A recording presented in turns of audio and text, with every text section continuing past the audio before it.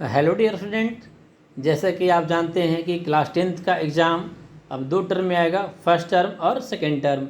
और first term का exam आपका नवंबर से दिसंबर के बीच में होगा और इसी आपका एग्ज़ाम 1.5 घंटे का होगा, 90 मिनट्स का। और टोटल जो मार्क्स होंगे, टोटल आपका 50 मार्क्स का एग्ज़ाम होगा। तो फर्स्ट इसमें है रियल नंबर, जो नंबर सिस्टम में आएगा। और नंबर सिस्टम कितने मार्क्स का आएगा? 6 मार्क्स। 6 मार्क्स का क्वेश्चन इससे पूछा जाएगा। इसमें क्या क्या पूरा करीब करीब समझिए कि आपको लेमा जो था, यूक्लिड्स डिवीजन लेमा टॉपिक, वो पूरा आपको हटा दिया गया। और दूसरा जो √2, √3, √5 इरेशनल नंबर जो प्रूफ करने के लिए रहता है, ये भी हटा दिया गया। यानी जो थोड़ा सा टफ लोगों लगता था वो पूरा इसमें हटा दिया गया। तो आएगा क्या? इसमें आएगा सिर्फ आपका फंडामेंटल थ्योरम ऑफ अर्थमेटिक, जिसमें ACF एलसीएम निकालने के लिए रहता है। और दूसरा चीज़ जो डेसिमल में हम लोग रिप्रेजेंट करते हैं, वह टॉपिक आएगा टर्मिनेटिंग है या नॉन टर्मिनेटिंग, इस पता करने के लिए होता है। तो ये आसान सा, ज़्यादा टफ भी नहीं है, लेकिन फंडामेंटल थ्योरम ऑफ अर्थमेटिक है। इसका क्वेश्चन अच्छे से बना लेंगे। इसका लैंग्वेज बेस्ड भी क्वेश्चन है, जो थोड़ा सा टफ पड़ता है समझने में, तो उसका क्वेश्चन आप इसको कर लेंगे। लैंग्वेज बेस्ड, लैंग्वेज का भी क्वेश्चन कर लेंगे। हाँ, अगर ACF निकालने के लिए तो ACF इसमें लेमा से क्वेश्चन नहीं आएगा कि ACF निकालना है लेमा का यूज करके। अगर ACF निकालने के लिए भी आता भी है तो लेमा का इसमें यूज नहीं करना है, सिंपल फैक्टराइजेशन मेथड करके, और इसमें हम लोग ACF एलसीएम जो भी निकालना है निकाल लेंगे। तो क्लियर हो गया होगा आपका नंबर सिस्टम, रियल नंबर, जो आपका 6 मार्क्स में 6 मार्क्स का आएगा, ये आएगा। दूसरा है अलजेब्रा। अलजेब्रा में आपका यह आ जाएगा 2 topic, polynomial and pair of linear equation in two variable.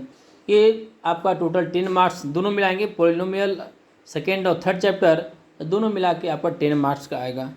तो इसमें देख लीजिए आप, जीरो ऑफ द पोलिनोमियल और relationship between zeros and coefficient of quadratic polynomial only, बस यही आपका आ जाएगा। रिलेशनशिप निकालने के लिए जीरोज और कोएफिशिएंट के बीच में, और इससे ज़्यादा कुछ आपको नहीं पढ़ना, बस रिलेशन आप पढ़ लीजिएगा जीरोज और कोएफिशिएंट के बीच में, आसान है। और जीरोज कैसे निकालते हैं वो आप पढ़ लेंगे, तो ये आपका टॉपिक पूरा कंप्लीट हो जाएगा। इसमें कोई दिक्कत आपको नहीं होगा। इसमें और सारी चीज़ पढ़ना था, अदर रूट्स निकालने के लिए, फैक्टर निकालने के लिए, ये सब चीज़ आपको यहाँ पर नहीं है। NCERT का जो चैप्टर है उसको आप पढ़ लेंगे। और इसका जो वीडियो है पॉलिनोमियल का वीडियो मैं भी डाल दिया हूँ यूट्यूब पर, वो तो वीडियो देख करके आप पूरा टर्म का जो रहेगा, जो रिलेटेड रहेगा उसको नहीं डालेंगे, बाकी यूट्यूब पर आप पूरा एक बार में देख सकते हैं। वैसे मैं अरेंज करके मैं डाल दूंगा, तो वहाँ से आप देख लेंगे। तो दूसरा यहाँ पर pair of linear equation in two variable. तो pair of linear equation in two variable में जो आपका आ जाएगा, इसमें मेन आपका जो मेथड है सॉल्व करने के लिए, तो ये सब तो आएगा ही आपको कंसिस्टेंसी करने के लिए। और उसमें मेन जो प्रूफ कर रहेगा आपका सॉल्व करने के लिए, बाय सब्स्टिट्यूशन मेथड और एलिमिनेशन मेथड, ये आएगा। और ग्राफ से सॉल्व करने के लिए था, जब pair of linear equation in two variable जब पढ़ेंगे तो उसमें ग्राफ से सॉल्व करने के लिए था, ठीक है। तो ग्राफ से जो सॉल्व करने के लिए था, निकालना था सॉल्यूशन होगा, यूनिक सॉल्यूशन है ना, no solution, infinitely many solution. तो ग्राफ के थ्रू जो था वो ग्राफ आपको आना चाहिए, ये डिलीट नहीं किया गया, ये आपका आएगा। ग्राफ के थ्रू जो है वो आपका यहाँ पर आएगा। क्लियर? कंसिस्टेंट क्या होता है, इनकंसिस्टेंट क्या होता है ना, कितने सॉल्यूशन होंगे, तो ग्राफ जो इसमें आपको आना चाहिए, ग्राफ को डिलीट नहीं किया गया है, ठीक है। तो ग्राफ इसमें आपका यहाँ पर आएगा। उसके बाद हम लोग सॉल्व करते हैं pair of linear equation in two variable का। इसमें कौन कौन से मेथड थे? इसमें मेथड थे सब्स्टिट्यूशन मेथड, एलिमिनेशन मेथड और क्रॉस मल्टीप्लिकेशन मेथड। तो इसमें जो क्रॉस मल्टीप्लिकेशन मेथड है उस मेथड को हटा दिया गया है। क्रॉस मल्टीप्लिकेशन मेथड को यहाँ पर हटा दिया गया है। सिंपल क्या, सब्स्टिट्यूशन और एलिमिनेशन बेस्ड क्वेश्चन, और simple problem on equation reducible to linear equation, यानी जो रिड्यूस करने का टाइप का क्वेश्चन आता है, जैसे 3/x - 2 + 5/x+y, इस टाइप का जो क्वेश्चन रहता है, यानी पूरा ये लीनियर इक्वेशन टू वेरिएबल में नहीं दिया रहता है, तो इसको जैसे हम लोग रिड्यूस करके बनाते हैं, तो रिड्यूसिबल फॉर्म भी आपका एग्जाम में यहाँ पर आएगा। और सिंपल जो लैंग्वेज क्वेश्चन है, सिंपल टाइप का, सिंपल सिचुएशन बेस्ड क्वेश्चन रहेगा, तो उस क्वेश्चन को भी आप कर लेंगे, ठीक है। जितना भी क्वेश्चन आपका है एनसीईआरटी का, तो एनसीईआरटी का आप कर लेंगे। ज़्यादा और प्रैक्टिस करना होगा तो आप पारस अग्रवाल से कर लेंगे। तो आपको यहाँ पर 2 टाइप का आ गया, यहाँ पर समझ में आ गया होगा आपको। दोनों अलजेब्रा में क्या आ गया आपका, अलजेब्रा में आपको polynomial a pair of linear equation in two variable, दोनों के मिला के कितने मार्क्स के आएंगे, दोनों के मिला के आएंगे आपको 10 मार्क्स। नेक्स्ट है कोऑर्डिनेट ज्योमेट्री। तो कोऑर्डिनेट ज्योमेट्री तो मेन इसमें 2 ही चीज़ आएगा, एक डिस्टेंस फार्मूला और दूसरा सेक्शन फार्मूला, 2 ही इसमें है। एक और है था एरिया ऑफ ट्रायंगल, किसी ट्रायंगल का एरिया निकालने के लिए अगर उसका वर्टिसेस अगर दिया हुआ है, यानी वर्टिसेस का अगर कोऑर्डिनेट अगर दिया हुआ है तो एरिया निकालने के लिए आता है, तो उसको सिलेबस से क्या कर दिया गया है, उसको हटा दिया गया है, वह सिलेबस में आपका नहीं है। क्लियर, ये दिमाग में आप रखिएगा। यहाँ पर तो कोई क्या आएगा, डिस्टेंस फार्मूला और दूसरा है सेक्शन फार्मूला। सेक्शन फार्मूला में 2 टाइप का है, एक इंटरनली डिवीजन, दूसरा है एक्सटर्नली डिवीजन। तो एक्सटर्नली डिवीजन आप लोग को नहीं पढ़ना है, यहाँ लिखा हुआ है क्या, सेक्शन फार्मूला है और सिर्फ क्या है, इंटरनली डिवीजन।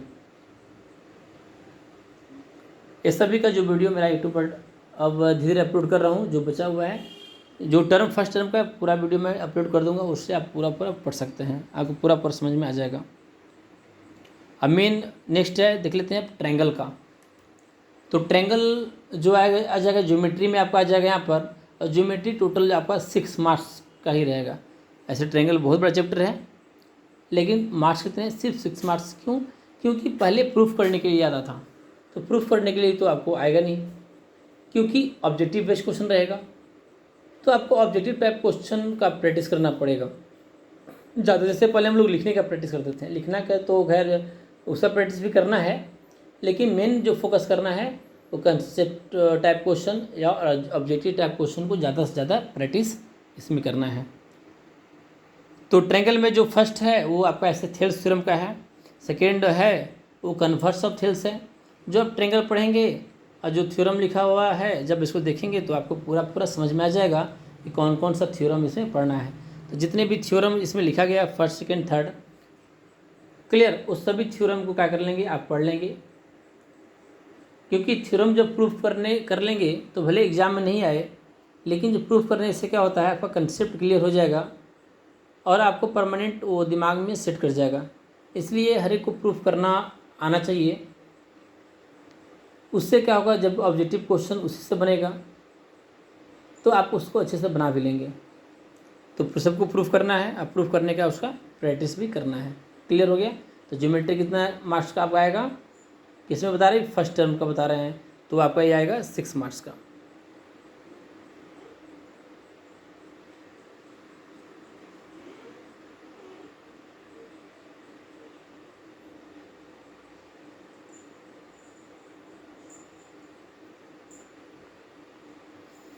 तो ट्रायंगल का तो आपको समझ में आ गया होगा यहाँ तक, यानी ज्योमेट्री पोर्शन है। ट्रायंगल किस में आएगा, आपका ज्योमेट्री पोर्शन में आएगा। तो ये बहुत सारा चीज़ है इसमें, थ्योरम को आप पढ़ लेंगे, कौन कौन सा इसमें थ्योरम आ रहा है इसको देख लेंगे।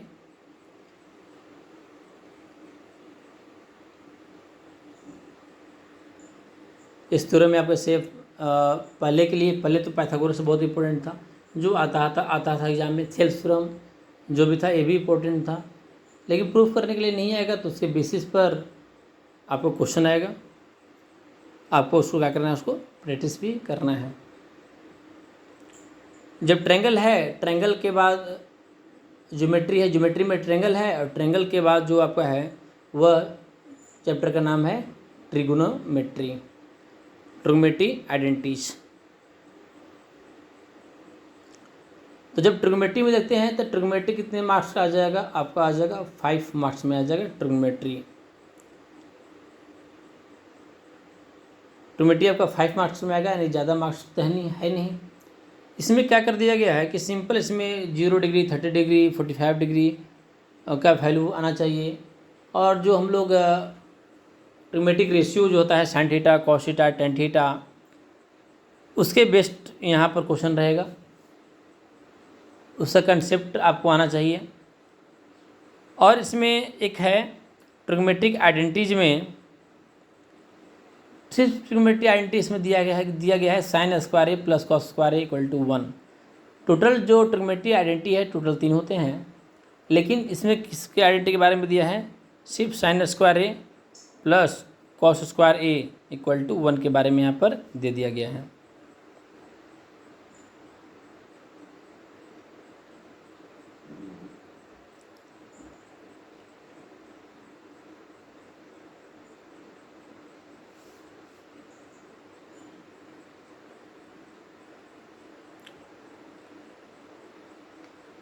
तो चलिए यहाँ पर टॉपिक यहाँ तक तो आपको समझ में आ रहा होगा हर एक चीज़।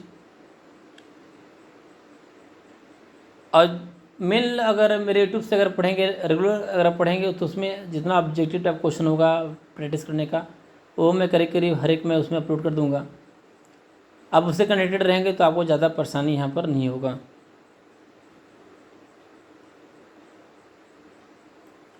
उसके बाद आते हैं, नेक्स्ट है आपका मेंसुरेशन।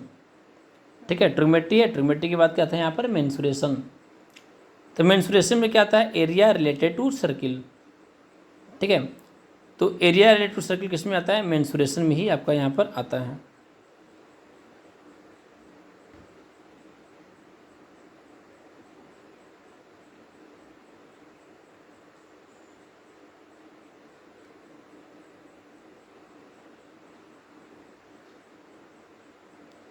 जो ट्रिग्नोमेट्री आइडेंटिटी का जो अभी यहाँ जो घेरे हैं अभी, sine square A plus cos square A 1, sine square A plus cos square equal to 1, इसका आप अगर मेरे यूट्यूब वीडियो में जाएंगे तो उसका ट्रिग्नोमेट्रिक आइडेंटिटी का जो क्वेश्चन है उसका मैं पूरा सोल्यूशन भी कर दिया हूँ एनसीईआरटी का एक्सरसाइज 8.4 का। तो उससे आप देखेंगे तो आपको पूरा क्लियर हो जाएगा।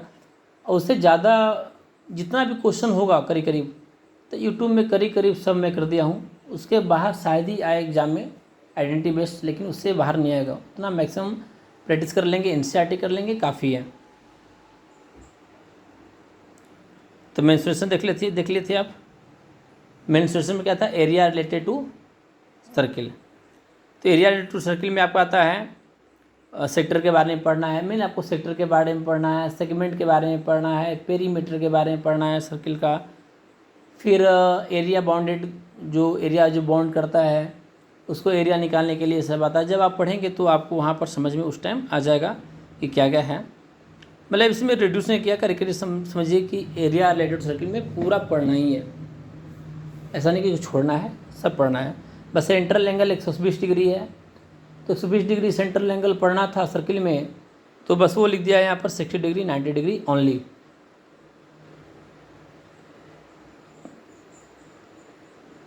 क्लियर आपको यहाँ पर हो गया। और जो सबसे लास्ट में है, तो मेंसुरेशन कितने मार्क्स का था, मेंसुरेशन आपका यहाँ पर था 4 मार्क्स का। ठीक है, मेंसुरेशन कितने मार्क्स का, 4 मार्क्स, ज़्यादा मार्क्स का नहीं, यानी कम क्वेश्चन इसमें आएंगे, कुछ 2 क्वेश्चन आएंगे। उसके बाद statics and probability. Statics and जो प्रोबेबिलिटी है उसमें सिर्फ आपको आएगा यहाँ पर प्रोबेबिलिटी से क्वेश्चन सिर्फ आएगा, सिर्फ प्रोबेबिलिटी से, प्रोबेबिलिटी सिर्फ आपको प्रोबेबिलिटी से क्वेश्चन आएगा, ज़्यादा टफ नहीं है, और सिर्फ वो 3 मार्क्स का ही है। ठीक है, तो टोटल मिलाएंगे तो आपको कितना आ गया यहाँ पर 40 मार्क्स का, और 10 जो रहेंगे 10 मार्क्स आपको इंटरनल असेसमेंट, एंड टोटल आपका हो जाएगा यहाँ पर 50 मार्क्स का। तो सिलेबस करीब आपको फर्स्ट टर्म का समझ में आ गया होगा। कभी दिक्कत का परेशानी हो, जैसे भूल जाते हैं तो एक बार देख के इसको रिवीजन कर सकते हैं कि कौन कौन सा है मेरा चैप्टर आपको दिमाग में होना चाहिए फर्स्ट टर्म का। अभी सिर्फ फर्स्ट टर्म के लिए पढ़ें, जो फर्स्ट टर्म में सिलेबस है उसके लिए पढ़ें, और उसको अच्छे से तैयारी कर लें ताकि आपका एग्ज़ाम जो हो उसमें आप अच्छे से दे सकें। कि फर्स्ट टर्म का एग्ज़ाम जब दे लेंगे तो सेकेंड टर्म के लिए आपका टेंशन फिर नहीं रहेगा, कि सेकेंड टर्म में सिर्फ सेकेंड टर्म का ही एग्ज़ाम में रहेगा।